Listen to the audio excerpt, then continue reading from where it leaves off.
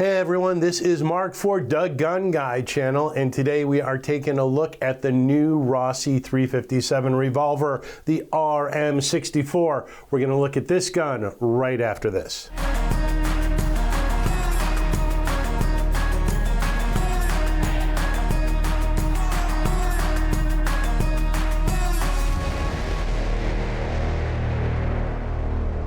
Hey everyone, Mark for the Gun Guy channel, and today we are talking about one of my favorite things, wheel guns, and this particular wheel gun is in 357 Magnum. And 357 Magnum happens to be one of the most versatile handgun cartridges out there. It is incredibly accurate, has the ballistics to take down a medium-sized game if you wanted to hunt with it, and has a proven track record of self-defense and stopping power. It also allows you to shoot low-cost, low-recoil 38 special cartridges for practice, fun, or self-defense. And it's an ideal match for a modern medium-frame revolver. Whenever a new budget-friendly revolver comes out, as a wheel gun guy, I'm pretty excited, and I wanted to check this one out because, like I said, I really do love shooting revolvers. They're far and away probably my favorite gun to shoot, period. And more importantly, at least for the people watching this, they're often someone's first gun.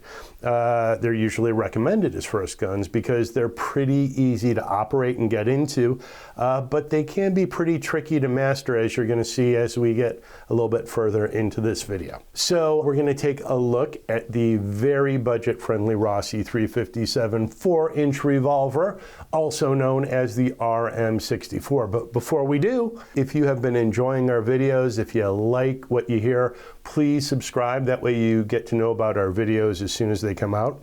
Also share and give us a thumbs up. Now, what we're going to do, as you've probably guessed, is we're going to take a quick look at the history of Rossi Firearms, and specifically the revolvers that they made, and how after a bit of a hiatus, Rossi revolvers are back in the market.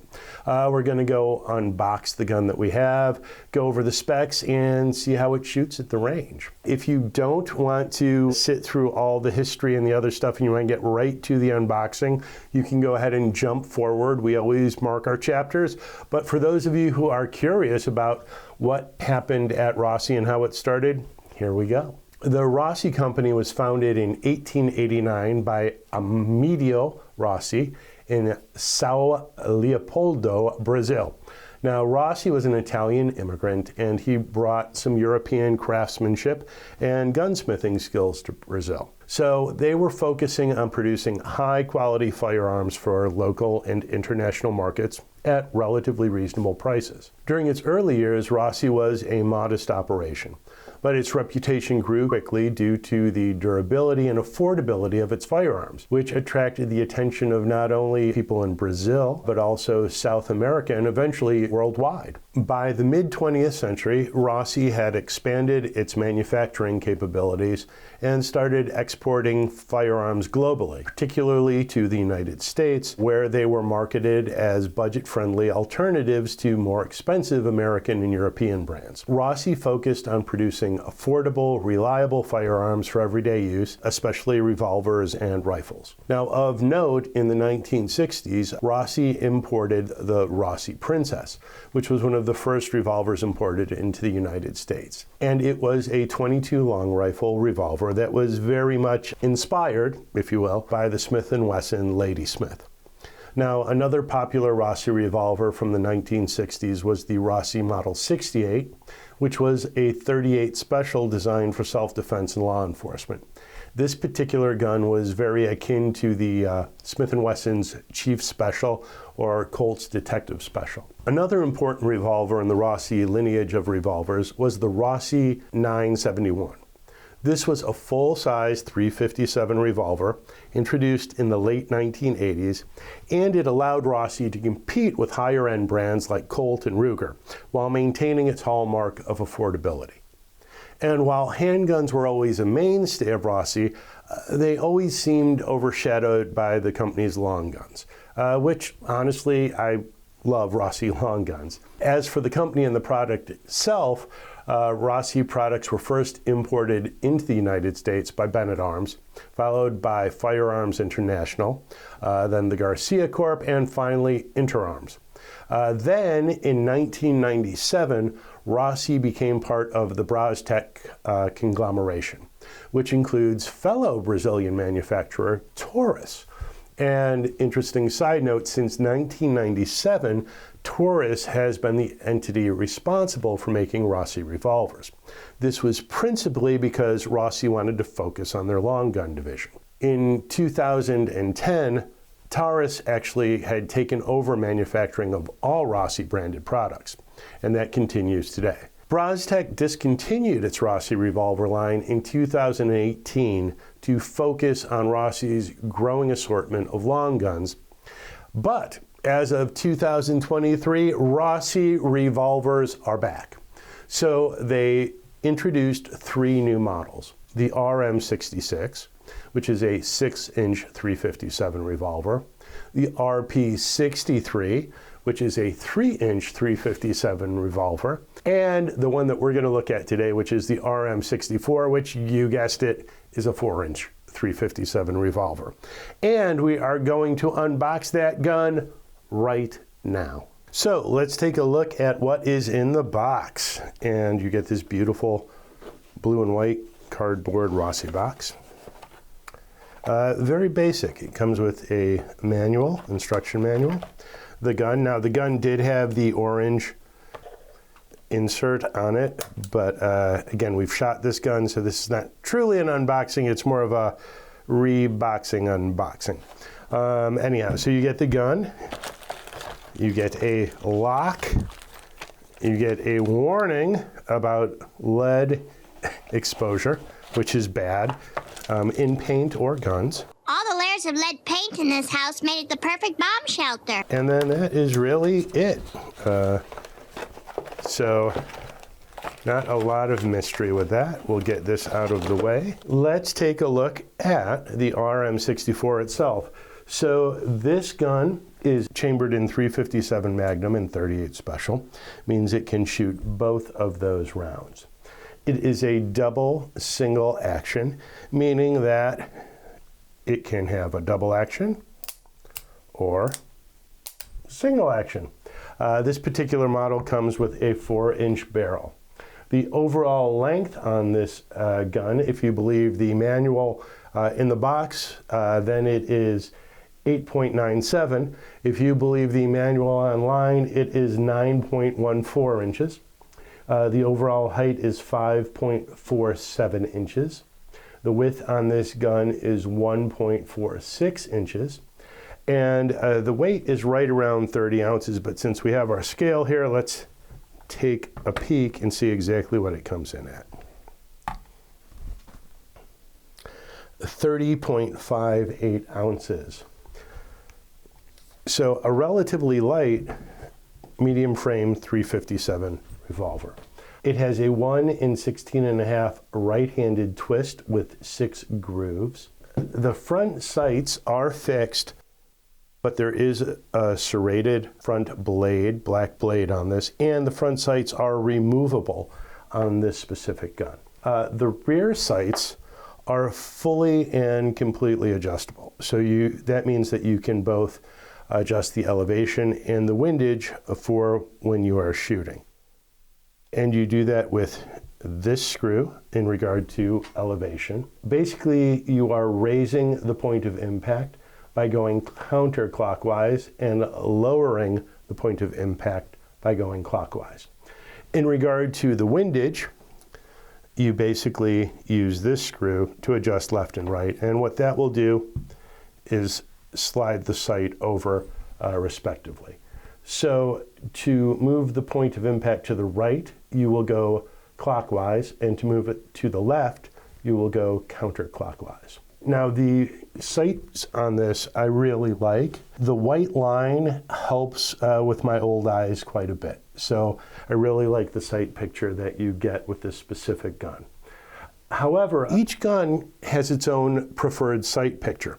And according to the manual, the sight picture for this gun is a 6 o'clock hold, which means that the front sight and the rear sights will line up, and you will place those right below the center of what you're shooting at. That's a little bit different from a center hold, which is what I'm used to, but again, for this specific gun, the manual recommends 6 o'clock. Both the frame and the barrel are carbon steel. Now this is the stainless steel version of this gun, and I think it looks really nice. It's kind of a satin stainless finish. It also comes available with a black satin finish as well. You will see that the barrel has a full lug with a fully shrouded ejector rod. The cylinder release, like most of the Taurus, is done by pushing forward and then moving the cylinder out. It is a 6-shot 357 as opposed to a 5. A lot of these medium frames you will find in 5. And I am not sure if you can tell, but there is just the tiniest of gap between the cylinder and the forcing cone, so that is a good thing. And the cylinder has very little play, so the gun is relatively tight. So that looks pretty nice as well. The grips, I actually like the grips. I find rubber grips very comfortable when I'm shooting 357 or 38.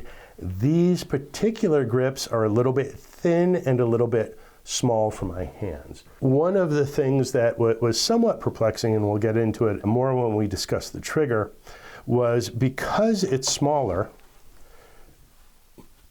my hand, when I was doing it, was sitting, the length of pull, if you will, from the trigger to the back of this was shorter than it is on most of my other revolvers. And because of that, my finger, if I wanted to shoot with the pad of my finger, has to stick out significantly, which causes more shake than I need when I'm shooting this particular revolver, particularly for double action.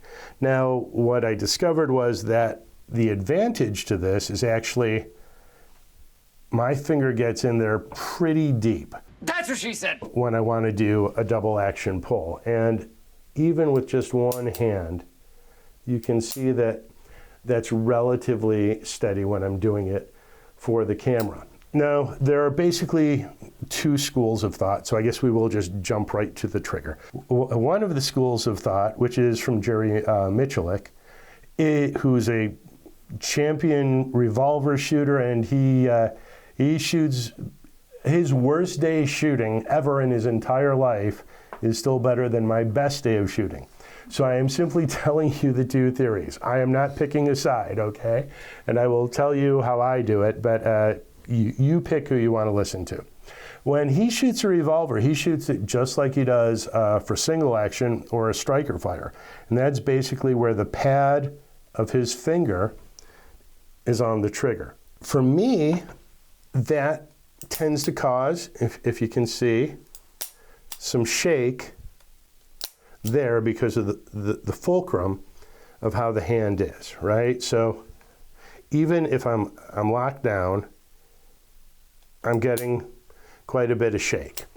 Now, the other school of thought, I'm going to call the power crease school of thought, and that is from Massad Ayoob, who is also a very famous, very well-respected firearms instructor.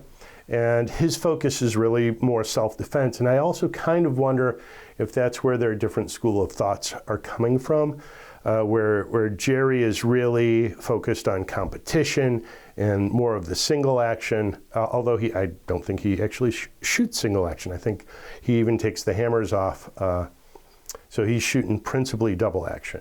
But Massad works mostly, I believe, with self-defense instruction.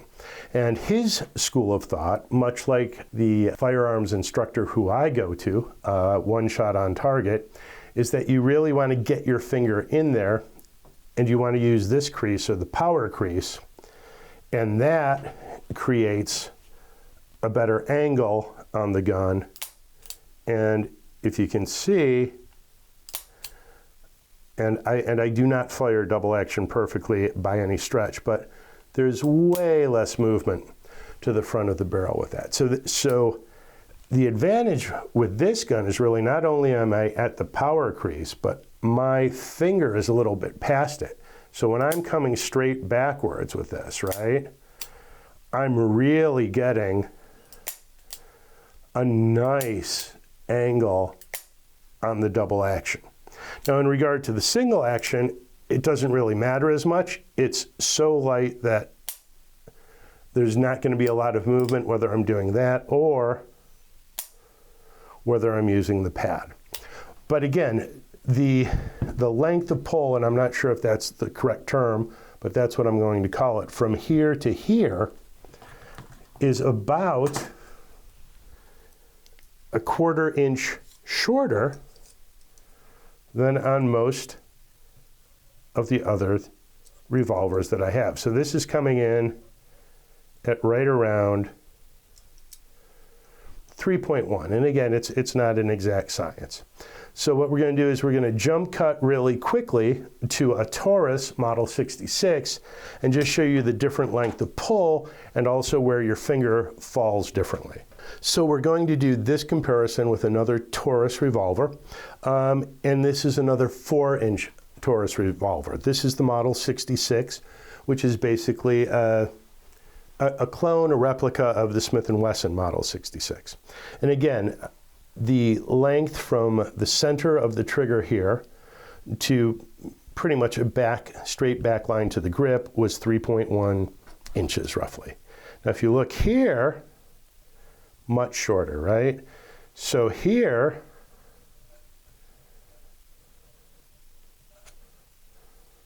we're at 3.47. So that's roughly, a 1/3 of an inch, almost a 1/4 of an inch difference. And just so we can compare them side by side, if you see, so on my finger, it's right about here on this gun. So when I go in, I can't really get much past that power crease, right? So that's kind of a limitation on this gun if I want to get deeper in. To get deeper in, I'd really have to shift my hand over, and you don't want to do that for several ergonomic reasons. But on this particular gun, and again, you can see the finger is in more, it really is past that crease. So it's a preference thing, quite frankly, on where you'd like your finger for double action. Both work well depending on how you're training and how you like to shoot. The other thing, since we are looking at the triggers, is this trigger is a little bit flatter and a little bit wider than most of the triggers that I have on my other revolvers. That also took a bit of adjusting to. Now I noticed that it's similar on this Taurus, with the exception of the Rossi is much flatter. So the Taurus actually has more of a rounded trigger. I would call it more of almost a combat style trigger.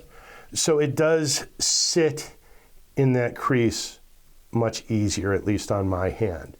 And that pull works really nice. But again, I don't think that's a negative or a positive. I really think that it depends on your hands and how you like to shoot. So for example, this grip feels pretty good in my hand, and this grip is significantly smaller. You can tell if we line them up, right? But if you had smaller to medium-sized hands, the Rossi is going to be much more comfortable, I would assume, to shoot. So that's kind of the difference between these two. The other thing, and this tends to be kind of a commonality between the two, is the serrations on the hammer, right? So the thicker trigger and the thicker hammer are really to help assist with single action. So it's something that you can get your thumb into relatively easy and shoot. So this is almost a throwback, in my opinion, to a type of target trigger. And basically a target trigger, the term target trigger, as I understand it, refers to the types of triggers that Smith & Wesson was using in the late 70s and 80s on some of their higher end guns that were being used for competition. And the thought process behind having a thicker trigger was that you could get more of your finger in contact with the trigger, and that would then give you more control over the gun. At that time, they had serrations on the trigger as well to assist with the grip. And we're going to jump cut right now and show you an example of a target trigger on a Smith & Wesson. I do not have any guns that have this specific trigger. So what I did was I borrowed this gun. This is not a 357, by the way. It's a 44 Magnum, but it has what I would call a true target trigger and target hammer. And here we have the Smith & Wesson, which looks like it has the length of both guns combined. But the point being, you can see that the hammer on this really is kind of wide, and it was specifically intended to assist with competition shooting, specifically with single action. You can also see, hopefully, how this is a very thick trigger, and it has serrations. This is about a 1/2 inch thick. And again, it works great for single action. The problem becomes when you're trying to do double action, the serrations can really get in here and kind of tear up that area if you're shooting repeatedly. But anyhow, that is the difference between a target trigger and a regular trigger. The trigger measurements, specifically at the time that we were talking about with Smith & Wesson, was the standard service trigger was 2.65 inches. And while we're at it, we're going to bring 2 more guns in so that we can just kind of compare the trigger sizes with those. So a service trigger is about 2.65 inches wide. Now the ones at that time were also spurred and checkered. These are smooth on this particular Smith, which is a 686 plus. So you can tell, hopefully, it's a little bit rounded. It's much narrower than the one on the Rossi. Similarly, this on this Ruger GP100 Match Champion, this is what I would call a service trigger. And these really do just fit in the crease very nicely.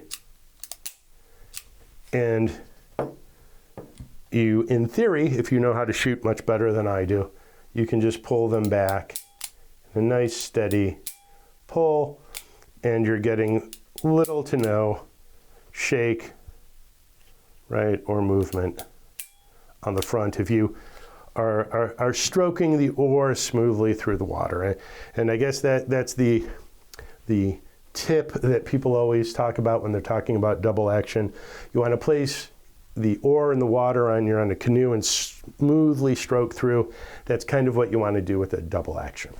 Now, the trigger on this is flat and it's wider, so it's probably more akin to a semi-target trigger, which at the time was 0.375 inches. And then the target hammer, or the target trigger, as we discussed, was about a 1/2 inch, and that's what's on this. So now that we have a different idea of the different types of triggers on revolvers, we have probably geeked out on the triggers so much that everyone has turned this video off at this point. We're gonna take these away and we're going to discuss some of the other features on this gun. So, poof. Now, both of these guns are drop safe, but they use different mechanisms to become drop safe. And they also have different hammers. So if you'll notice, this has a flat hammer. This is common when we are using, I just bought part of Taurus. This is more common when they're using a transfer bar safety. Because what happens is the transfer bar fills in this area when the trigger is depressed, and that is what causes the firing pin to move forward. I'm not sure if you can see this or not, but the firing pin, because my finger is depressed, the transfer bar is up, which fills in the gap, which pushes the firing pin forward. When you remove that, now the transfer bar has come down, there is no pressure anymore on the firing pin, so it is not forward, which means that we've eliminated the old problem of the single action, where if you had all 6 chambers loaded and your hammer was down and something struck the back of the hammer, the gun would discharge. For those of you who think that's a myth and it never really happened, if you go to Hickok 45 site, he actually shows where he has an old single army action. It has all 6 chambers. He taps the back of the hammer with a small little bat and the gun goes boom. So these guns will not do that because of the different safety mechanisms. This is a transfer bar. This, on the other hand, is what they call a hammer block. And it's the exact opposite. So this has a firing pin that is attached to the hammer. It's also replaceable, which is a very nice feature. If this breaks for any reason, you don't have to have the whole thing soldered. You can just replace that piece. But what happens here is there is a small piece right there, and that comes up and blocks the hammer firing pin when the trigger is not depressed. So if the trigger is depressed, it stays down, and now, if you can see, the firing pin is protruding through the frame and can touch that. However, when we go there, I don't know if you could see how the hammer came back, right? It blocks the pin from going through. So again, we'll take this and let you see. It comes through all the way. So now it's protruding, but watch the hammer when we release it. So the hammer block is now going into place. It's blocking it. It pushes the hammer back, so the firing pin can no longer make contact with the cartridge. So that's how the different drop safety mechanisms work on these respective revolvers. What we're also going to do, since we have it right here, is we are going to take a look at the trigger pull on this. Now, double action on most revolvers is right around 10 pounds, give or take. So we came in at 9 pounds, 14.3 ounces, which is pretty good.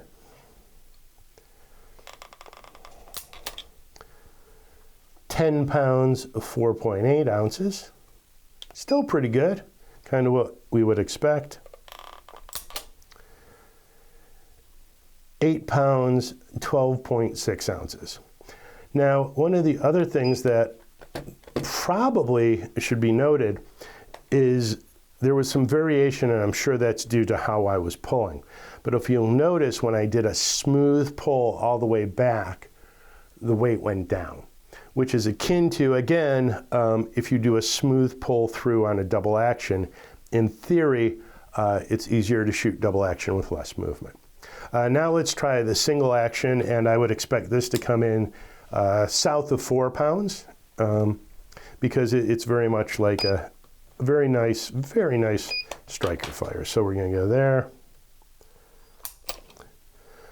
2 pounds, 7.7 ounces.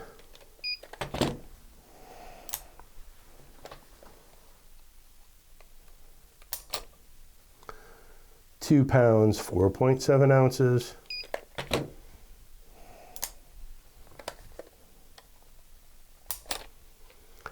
£2, 3.1 ounces. So really really nice single action, which you would expect on a revolver. It's one of the things that I really like about revolvers. It's one of the things I think a lot of people enjoy shooting revolvers is the single action. So let's take a look at this just to give you an idea. So it's a pretty smooth action on the double action. Not getting a lot of movement. And then on the single action, there is little to no discernible creep on this gun. So just really nice and crisp. So now that you've seen how we pull the trigger in the studio, let's see how we pull the trigger at the range. Spoiler alert, I pull the trigger better here than I did at the range.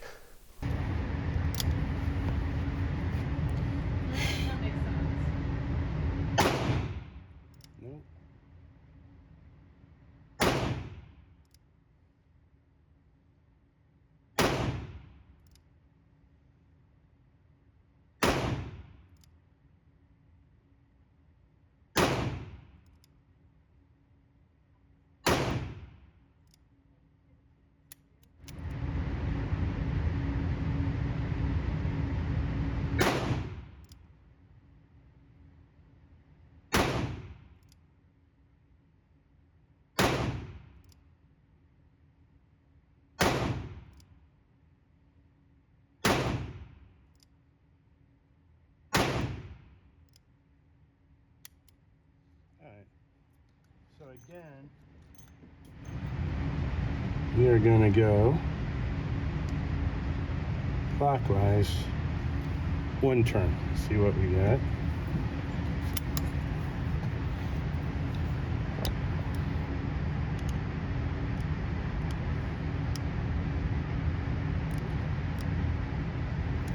Okay.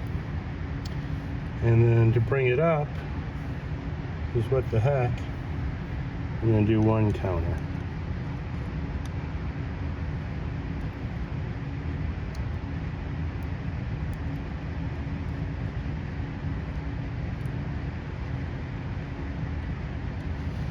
See where we go.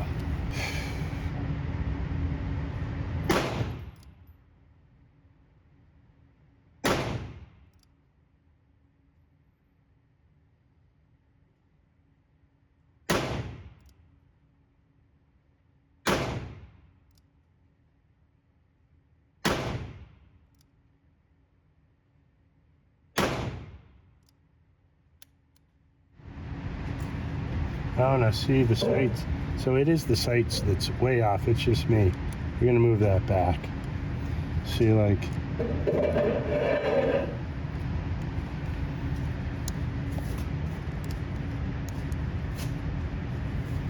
gonna move that.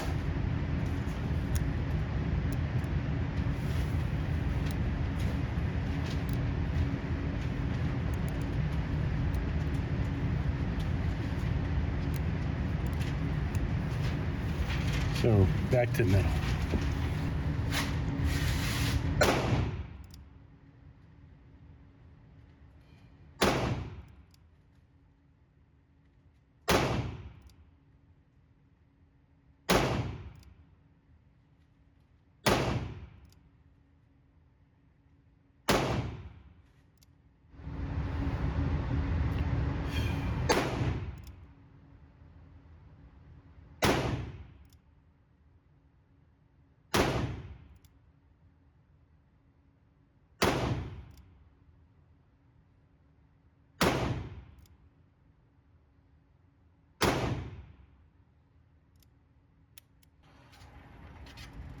Okay, acceptable. Really acceptable. Should we do a close one or a far one? Far one.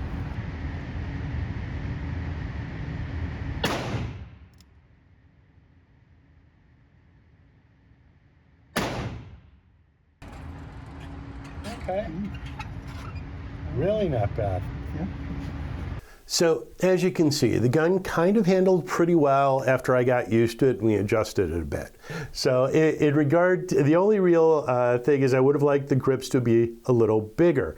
Now Rossi does offer a set of lock palm swell grips on their site for this specific gun and the other new guns that they released.